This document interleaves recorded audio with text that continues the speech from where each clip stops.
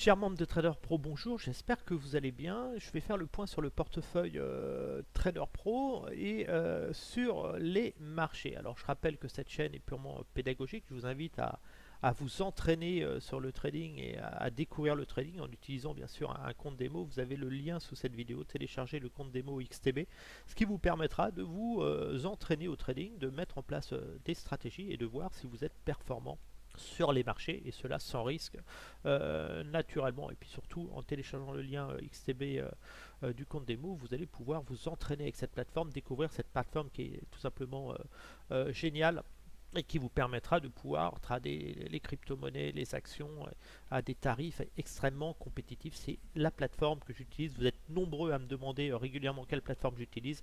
Il n'y en a qu'une que je recommande. Toutes les autres, je vous recommande de les fuir. Utilisez XTB et vous me direz merci.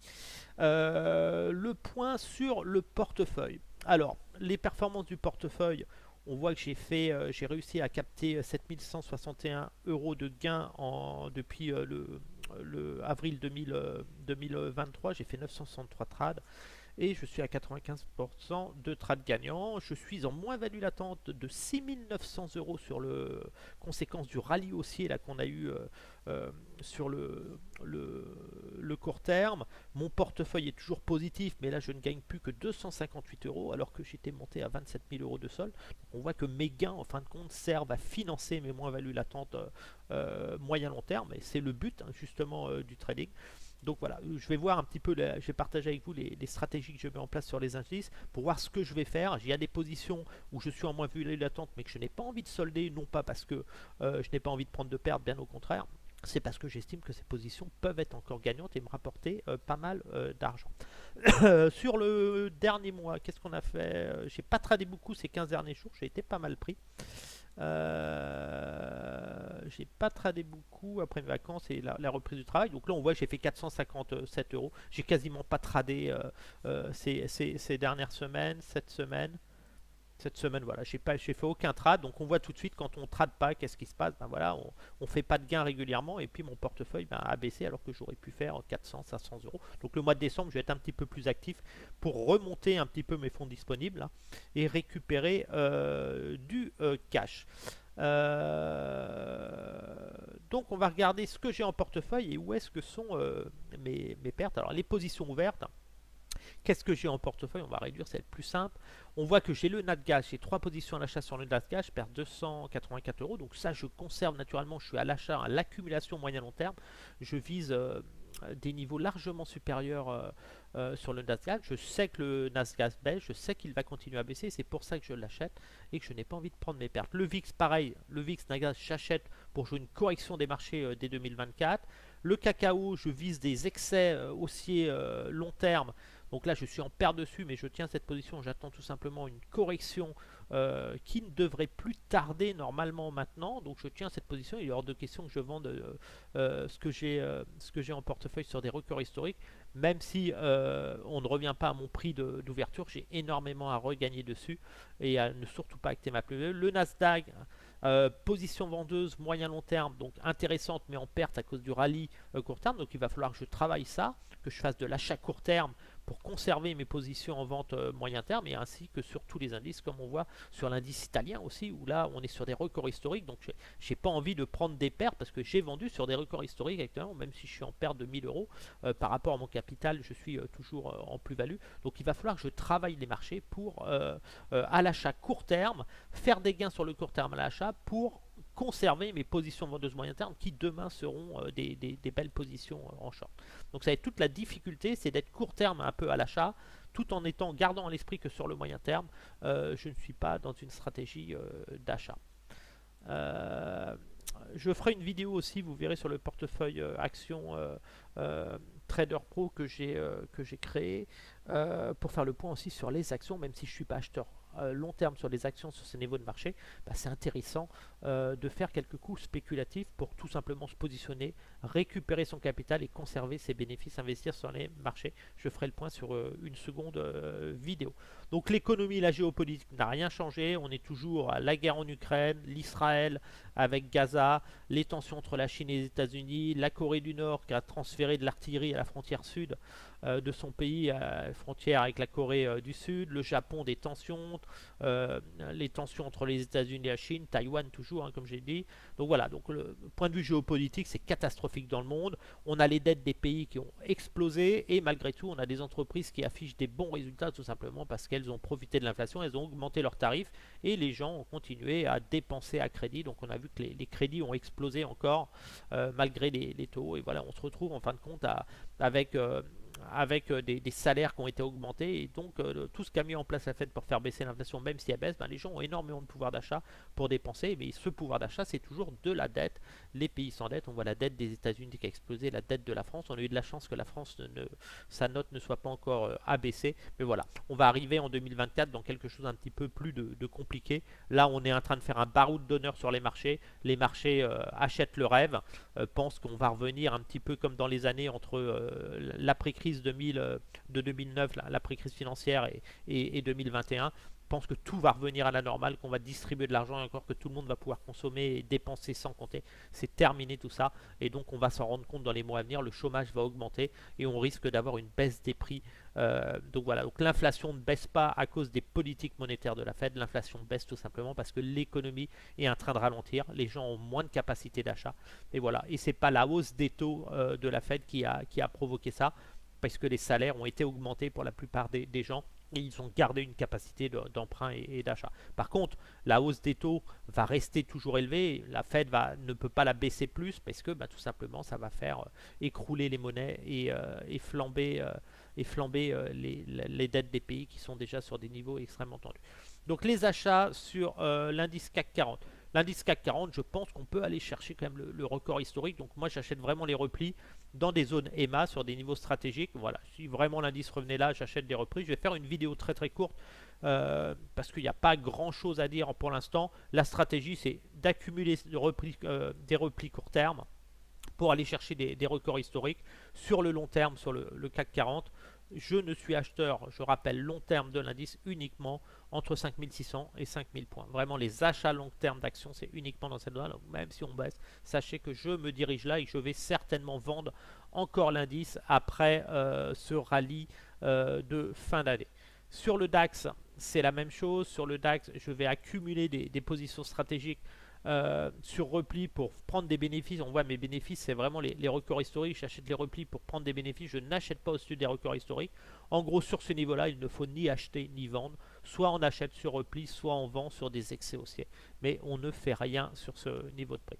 Je vais regarder si je peux pas mettre un petit ordre intermédiaire. Peut-être mettre un ordre ici. Je vais me renforcer ici pour, voilà, pour la semaine. Aller vraiment chercher un gain. Un petit gain stratégique court terme. Voilà, je vais me positionner comme ça sur le DAX et je vais vraiment aller chercher un petit gain rapide. On voit ce niveau ici. Je vais pas m'attarder plus longtemps sur le DAX. C'est vraiment pour la fin de l'année jouer un petit rebond, une poursuite du mouvement après une phase corrective. Donc là, je reste comme ça sur le DAX. Voilà, je lui baisse, une remontée, peut-être une poussée et après une vente pour aller chercher les 12008. Sur l'US 100, je reste comme ça. Je vise vraiment une correction. Est-ce qu'en 4 heures, j'ai moyen de mettre un ordre ici? J'avais pas eu beaucoup d'ordres de toucher. Je vais quand même rappeler, je vais remonter un peu des ordres ici pour essayer de capter un gain pour les semaines à venir. Voilà, je vais placer des ordres là. Et c'est voilà, c'est vraiment des ordres où je vais chercher des gains assez rapides. Je prendrai des gains, je m'attarderai pas dessus. Hein, c'est vraiment aller chercher des gains. Voilà, je vais vraiment chercher un mouvement de ce type-là. Je vais pas m'attarder. Voilà, ça veut monter, et puis si ça veut baisser, une phase corrective, et puis une remontée, et puis là je prends mes bénéfices. C'est vraiment la stratégie que je veux vraiment acheter sur du très court terme. Là, ça me ferait une baisse de combien sur le dos? 1,87. Ouais, c'est un peu haut quand même.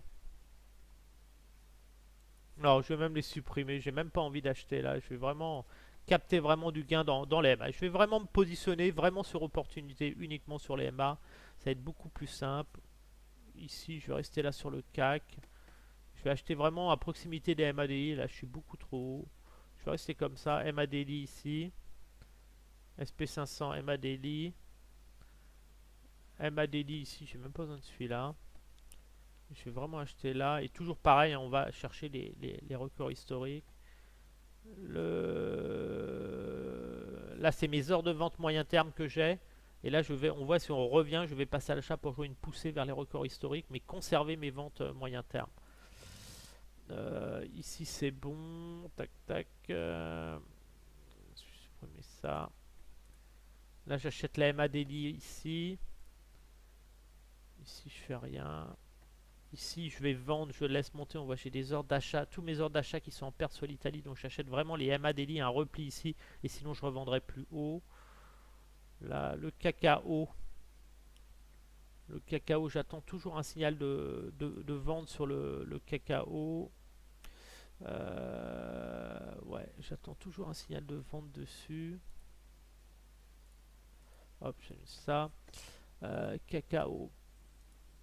Cacao, vraiment sur les excès. Donc je vise vraiment les 3007. De toute façon, un retour au minimum sur les 23. On a vraiment ce bouge. Je pense on arrive en fin de hausse. On a cette bougie un petit peu. Ça commence à être plus trop viable. Donc ouais, je verrai pour faire un short plus tard. Mais tant que j'ai pas de signal de vente dessus, tant qu'on n'est pas passé voilà, ça c'est un signal de vente. Tant que j'ai pas signal de vente, je peux pas être agressif, mais je serai agressif. Alors je sais pas quand, mais ça va se produire. Le VIX, je suis toujours à l'achat sur le VIX dans cette zone là. Je vise les 25. Le Natgaz, pareil, je suis à l'achat dans toute cette zone là sur le Nasdaq. Donc si ça baisse, là j'achète. Je vise les 4,50. Qu'est-ce que j'ai d'autre? L'US 100, je vise ce niveau là ici, les 145 à peu près. Donc je vends le rebond. On voit qu'on a eu un signal de vente ici, donc on est un peu dans la même situation là. Donc voilà. Donc peu de choses à dire, peu agressif à l'achat.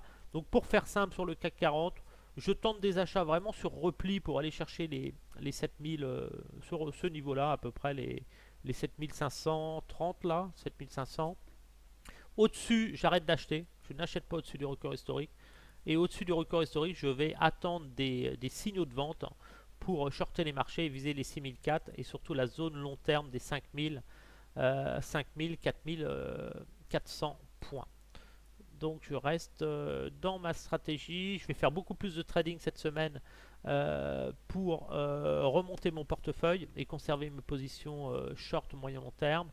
Donc là vraiment on vise les records historiques sur les indices. Donc on achète les replis très court terme, mais on sait que déjà on est sur des zones de vente. Ici c'est des zones de vente moyen terme. Qui vend là, c'est des très belles zones de vente. Voilà, après il faut quand même profiter, pas essayer de vendre trop tôt. Mais voilà, les positions vendeuses là, je m'attends pas à un rebond, une envolée des marchés, c'est déjà énorme.